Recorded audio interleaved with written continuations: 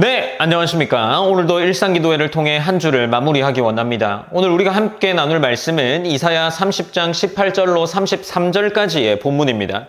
앞선 말씀에서 우리는 앗수르의 위협에서 하나님보다 애굽을 더 의지하려 했던 유다 백성들의 모습을 살펴보았습니다. 하나님께서는 이 유다 백성들을 향해서 돌이켜 조용히 있어야 구원을 얻을 것이며 잠잠히 하나님을 신뢰하라 라는 명령을 하십니다. 백성들은 그것을 원하지 않았죠. 그런데 오늘 본문이 다시금 시작되면서 그런 유다 백성들이지만 하나님께서는 그들에게 은혜를 베풀겠다 말씀하십니다. 백성은 하나님을 기다리지 않았지만 하나님께서는 그들에게 은혜를 베풀기 위해 기다리신다라고 말씀하십니다. 그리고 그 은혜는 하나님의 원수를 심판하시는 데까지 이어지죠.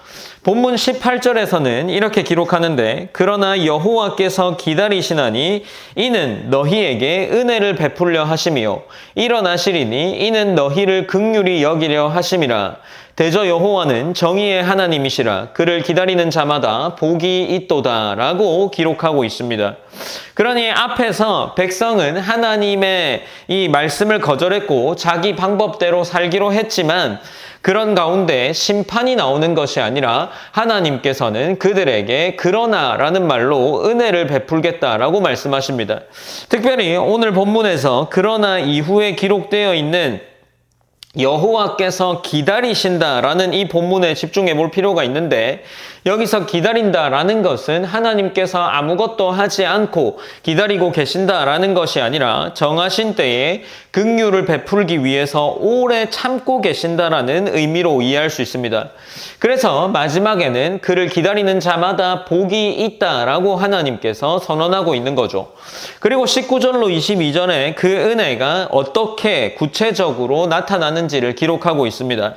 하나님께서는 시온에 거하는 백성이 다시 울지 않게 하겠다라고 말씀하시고 그들이 부르짖을 때에 반드시 응답하시겠다라고 말씀하십니다. 물론 그 과정에서 환난의 떡과 고생의 물을 주실 때도 있습니다. 하나님께서 자기 백성을 회복하신다는 것은 모든 어려움을 그 즉시 없애주시겠다라는 것이 아닙니다. 오히려 환난 가운데서도 그들을 가르치시는 스승을 더 이상 숨기지 않으시고 그들의 눈으로 스승을 보게 하십니다.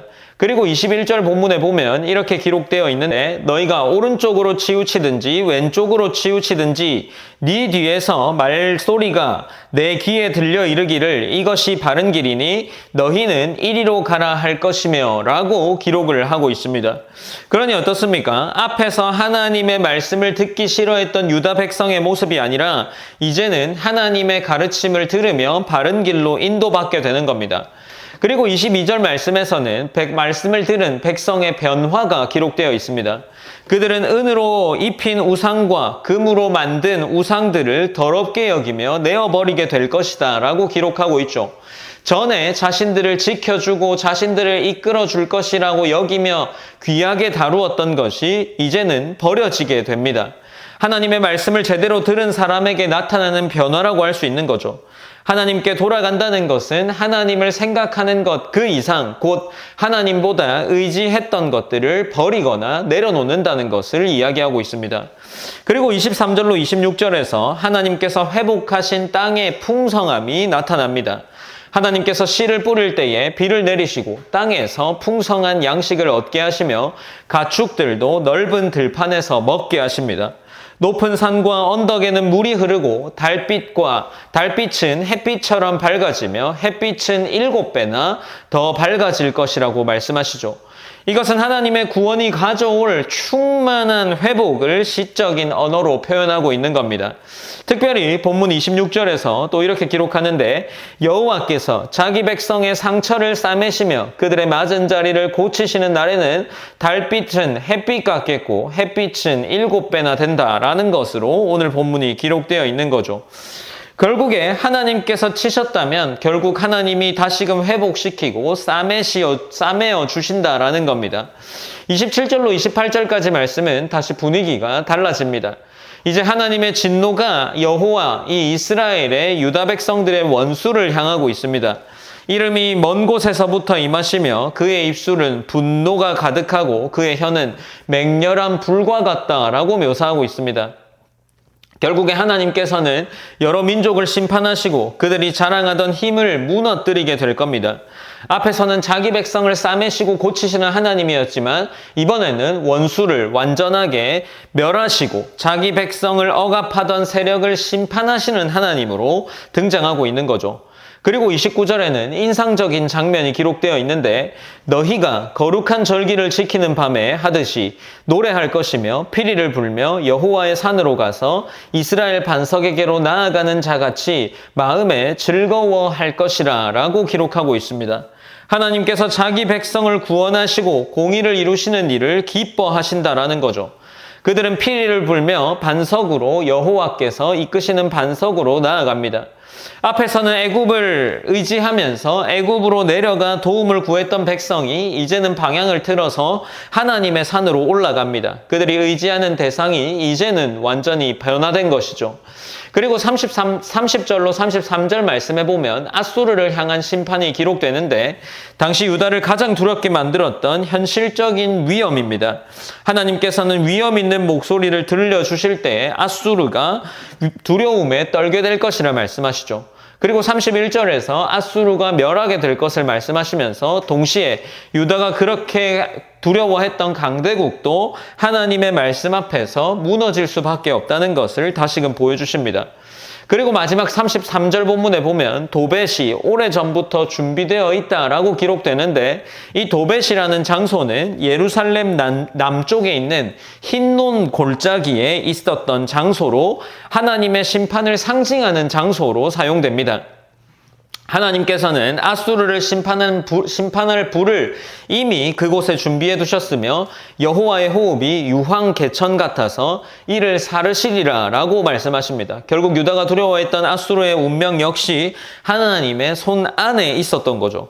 그들은 애굽을 찾아갈 필요가 없었고 역사를 다스리시고 계신 분은 하나님이셨습니다. 오늘 본문을 보면 앞선 말씀과 매우 선명한 대조가 나타난다라고 할 수 있습니다. 백성은 하나님을 기다리지 않고 애굽으로 달려갔지만 하나님께서는 그들에게 은혜를 베푸시기 위해서 기다리셨습니다. 백성은 하나님의 말씀을 듣기 싫어했지만 결국 하나님께서 그들을 하나님의 말씀을 듣는 자로 만들어 주십니다. 그리고 그 말씀을 들은 백성이 자신들이 의지했던 우상을 내려놓고 하나님을 의지하는 모습을 보이게 되죠. 하나님의 은혜는 우리의 잘못을 덮어주는 선에서 멈추지 않았습니다. 잘못된 길에서 돌이키게 하시고 하나님의 말씀을 듣게 하시고 의지했던 것들을 내려놓게 하십니다. 하나님을 향해 걸어가게 하시죠. 그리고 우리 가운데 그 가운데 다쳤던 상처들을 싸매어 주시고 회복시켜 주십니다. 오늘도 우리를 기다리고 계실 겁니다. 하나님께서는 여전히 우리가 하나님을 찾기를 원하시고 그러한 우리의 모습을 기다리고 있을 겁니다. 그러한 말씀을 따라 살아가는 우리를 기다리는 하나님께 나아가기를 우리가 오늘 기대하면서 나아갔으면 좋겠습니다.